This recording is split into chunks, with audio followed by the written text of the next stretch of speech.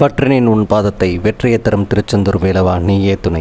அற்புத கீர்த்தி வேண்டின் ஆனந்த வாழ்க்கை வேண்டின் நற்பொருள் கூழ்தல் வேண்டின் நலமெல்லாம் பெருக வேண்டின் கற்பகமூர்த்தி தெய்வ களஞ்சிய திருக்கை சென்று பொற்பாதம் பணிந்து பாரிட்டு பொய்யில்லை கண்ட உண்மை. நம் ஜோதிட சொந்தங்கள் அனைவருக்கும் வணக்கம். இது ஸ்ரீ செந்தூரா ஜோதிடம். வாழிய நலம், வாழ்க வளமுடன், வளர்க நிறைவுடன். நம்ம ஸ்ரீ செந்தூரா ஜோதிடம்ல தினமொரு தகவல்கள், ஆன்மீக தகவல்கள், ஜோதிடம் சம்மந்தப்பட்ட பதிவுகள், ஜாதக அலசல்கள் அப்படின்னு நிறைய விஷயங்கள் பார்த்துட்டு வரோம். அந்த வகையில் இன்றைக்கி ஒரு ஜாதக அலசல் தான். ரொம்ப வித்தியாசமான ஜாதகம். சில ஜாதகங்களை சொல்லும்போது ரொம்ப வித்தியாசம்னு சொல்லி அது வித்தியாசங்கிற வார்த்தையே ரொம்ப கேஷுவல் ஆகிடுச்சு. பட் அப்படி இல்லை, இந்த ஜாதகம் உண்மையே வித்தியாசமான ஜாதகம். என்னென்னா, கிட்டத்தட்ட 49 வயது நெருங்கியாச்சு, 50 வயது அரைக்கில்டு ஆகிடுச்சு, 50லும் ஆசை வருங்கிற மாதிரி இந்த ஜாதகர் 50 வயது வரைக்கும் இன்னும் திருமணம் ஆகவில்லை. ஆண் ஜாதகர். அது என்ன ஏது அப்படின்ட்டு கேட்டிருந்தாங்க. இது நேரடியாக எனக்கு வந்ததில் நண்பருக்கு வந்த ஜாதகம். பார்த்துருவோம் என்ன தான் ஜாதகம் சொல்லுது அப்படின்னு பார்த்துடலாம் அப்படின்ட்டு போட்டிருந்தேன். சரி, உங்களுடைய புரிதலுக்காகவும் எனது விஷயங்கள் சொல்லுவதற்காகவும் தான் இந்த ஜாதக பதிவு. இப்போ ஸ்க்ரீனில் வர ஜாதகத்தை பாருங்கள். ஜாதகரை பிறந்தது 3/6/1977 ஈரோட்டில் தான் பிறந்திருக்கிறான்னு வச்சுக்கோங்க. லக்னமாக வந்திருக்கிறது கடகலக்கன், ராசியாக வந்திருக்கிறது தனுசு ராசி. இங்கே லக்னமும் லக்னாதிபதியும் 6-8 இருக்கிறாங்க.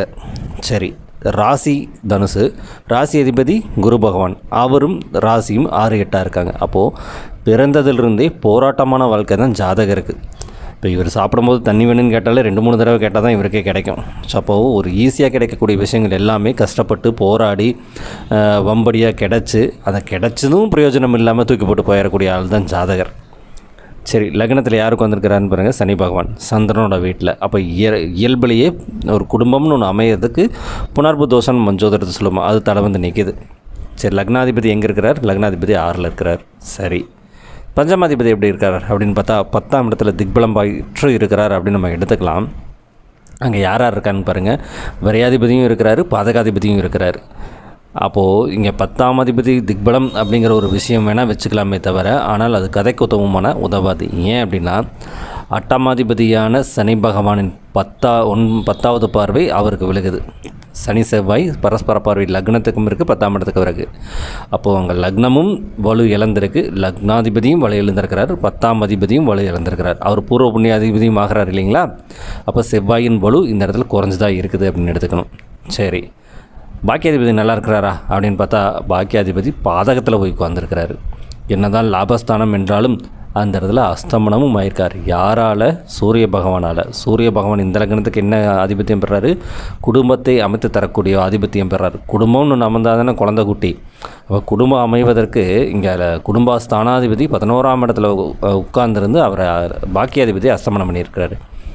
அது மட்டும் பார்த்தாதுன்னு பாக்கியத்தில் கேது பகவான் வேறு உட்காந்துருக்கிறார். அவருடைய 3ஆம் பார்வையாக 11ஆம் பார்வையாக குரு சூரியன் பகவான் விழுகுது.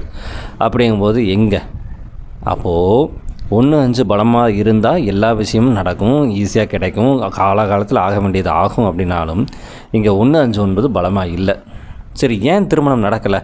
மற்ற விஷயங்கள் நம்மளை யூடியூப்லேயே நிறையா பார்த்துருங்களேன். 10ஆம் இடத்துல வந்து 10ஆம் அதிபதி அது திக்பலம் இருக்கிறாரு, அரசாங்க வேலை கொடுத்துருக்கோம்.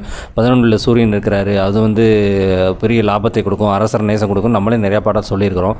இதுவும் பார்த்திங்கன்னா பௌர்ணமி சந்திரனாக தான் இருக்கார், திருதி திதியில் தான் போயிட்டுருக்கிறாரு.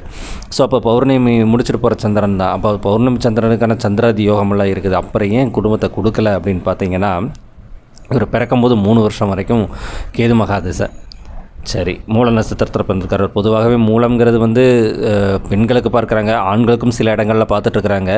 இந்த ஒரு தேவையில்லாத கற்பனைகளையும் மனதிலையும் வச்சுக்கிட்டு சமுதாயத்தில் ஒரு சில விஷயங்கள் வந்து எங்கேயோ யாருக்கும் நடந்ததுனால மூல நட்சத்திரம்னால ஆகாதுங்கிற மாதிரி போயிட்டுருக்குறாங்க. பட் அது ஒரு கற்பனை தான். அது நான் மூல நட்சத்திரத்தினால ஒருத்தருக்கு பாதிக்குங்கிறது நான் ஒத்துக்கொள்வதில்லை. ஒரு நட்சத்திரம் மட்டுமே ஒருத்தருக்கான பலனை தருவதில்லை. நவகிரகங்களும் அதற்கான திசாபுத்திகளும் கோட்சாரங்களும் சேர்ந்தான் ஒரு பலனை நிர்ணயம் செய்யுமே தவிர ஒரு தனிப்பட்ட நட்சத்திரம் மனித வாழ்க்கையை நிர்ணயம் செய்வதில்லைங்கிறது என்னுடைய கொள்கைன்னே வச்சுக்கலாம். சரி, அப்போ இவர் பிறந்தது மூல நட்சத்திரம் கேது மகாதிசை 3 வருஷம். அதற்கப்புறம் 20 வருஷம் சுக்கிர மகாதிசை. 23 வயசுக்கு திருமணம் ஆகலை. Right, okay. அதுக்கப்புறம் 6 வருஷம் சூரிய மகாதிசை. அந்த சூரியன் எங்கே உட்காந்துருக்கிறாருன்னு பாருங்கள். குடும்பாதிபதி லக்னாதிபதினு சொல்லக்கூடிய சந்திரனோட சாரம் ரோகிணி நட்சத்திரத்தில் வாங்கி சூரியன் சந்திரமும் 6-8 இருக்கிறாங்க. 10க்கு லக்னத்துக்கு 11ஆம் இடத்துல பாதகஸ்தானத்தில் 6 வருஷம் சூரிய மகன் திசை நடத்தி முடிச்சிட்டாரு. அப்போ 29 வயசு முடிஞ்சிருச்சு. சரி, அது வரைக்கும் போனால் கூட பரவாயில்ல, ஏன்னா இப்போ 35 வயசு வரைக்கும் கூட திருமணமாகாமல் இருக்காங்களே.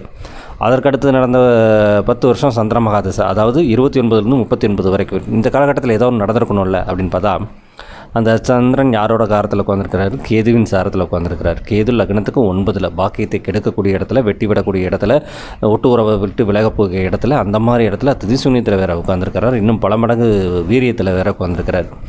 ஸோ அப்போ அந்த 10 வருஷம் போயிடுச்சு.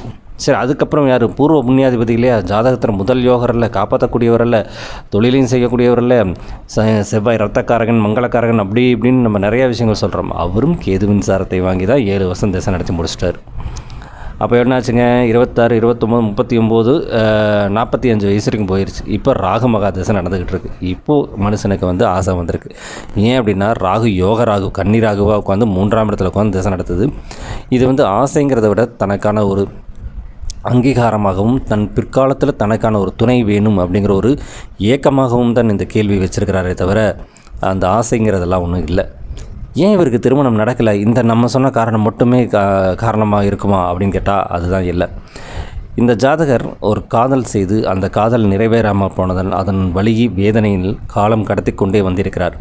கண் கெட்டதுக்கப்புறம் சூரிய நமஸ்காரங்கிற மாதிரி இப்போ ஒரு வாழ்க்கை தேடல் வேணும், துணை வேணும் அப்படின்னு நினச்சா எங்கிருந்து கிடைக்கிறது? 50 வயதில் யார் வருவாங்க? அப்படி இந்த தியாக திருமணங்கிற ஒரு அமைப்பில் இவர் திருமணத்தை எடுத்துக்கொண்டால் மட்டும்தான் இவருக்கு திருமணம். ஏன் அப்படின்னா, நடக்கிற ராகு மகா திசை, ராகும் செவ்வாயும் சாரத்தை வாங்கி உட்காந்துருக்கிறாரு. ராகுவும் செவ்வாயும் இங்கே சஷ்டாச தோசையில் உட்காந்துருக்குறாங்க. சரி, குடும்பத்தை கொடுக்க வேண்டிய சூரிய பகவான் பாதத்தில் உட்காந்துருக்கிறாரு. களத்தை தர வேண்டிய சனி பகவான் லக்னத்தில் நிஷ்பலத்தில் உட்காந்துருக்கிறாரு. புணர்வு தோஷத்தில் இருக்கிறார். அப்படிங்கிற அமைப்பில் இத்தனை வருடம் இந்த திருமண வாழ்க்கையை தள்ளி கொண்டு போனதற்கு ஜாதகரும் ஒரு காரணம். ஏன்னா ஜாதகர் தான் லக்னத்துக்கு 6ல் போய் மறைஞ்சிருக்கிறாரு. அப்போது தன் கொண்ட கொள்கையில் பிடிவாதமாக இருப்பார். அப்போ அந்த காதல்கிற ஒரு விஷயத்துக்கு மனசில் வச்சுக்கிட்டு காலம் கடத்தி ஏங்கி தவிச்சு பெற்றவங்க சொல்கிறதையும் கேட்காம வேலை விஷயமாக ஓடி விட்டு போட்டு இப்போ ஒரு கிடைச்சா நல்லா இருக்குமேன்னு ஏங்க வச்சுருக்குது இல்லைங்களா? அதுதான் இங்கே. அப்போது அந்த காதலை தவிர்த்திருந்து அப்போவே அடுத்த கட்ட வாழ்க்கையை நோக்கி இவர் நகர்ந்திருந்தாலும் இந்நேரம் ஒரு திருமணத்தை நடத்திருக்கலாம். மேபி பார்க்கலாம். இதுக்கப்புறம் சொல்லியிருக்கிறோம், சில கோவில்கள் எல்லாம் பரிந்துரை சொல்லியிருக்கிறாங்க. தியாக திருமணம் ஆகும், இல்லை ஒரு என்ன சொல்கிறது, இவராக ஒரு வாழ்க்கையை விரும்பி எடுத்துக்கிட்டனால மட்டும் இவருக்கு இனி திருமணம்ங்கிறது ஒரு நடக்கக்கூடிய விஷயமாக இருக்கும். இல்லை, இன்றும் அந்த வரட்டு கௌரவம் பிடிவாதம் பிடிச்சிக்கிட்டு ஸ்ட்ரைட் ஃபார்வர்டாக இருக்கணும் அப்படின்னு நினச்சோம்னா 50 ஆகிடுச்சு. வாழ்க்கை எங்கே கொண்டு போய் நிறுத்த போகுது? ஏன்னா யோக ராகுன்னு நினச்சி நம்ம சந்தோஷப்பட்டு சொல்ல முடியல. ஏன்னா சனி ராகு சமசத்ம பார்வையில் பரஸ்பர பார்வையில் இருக்கிறாங்க.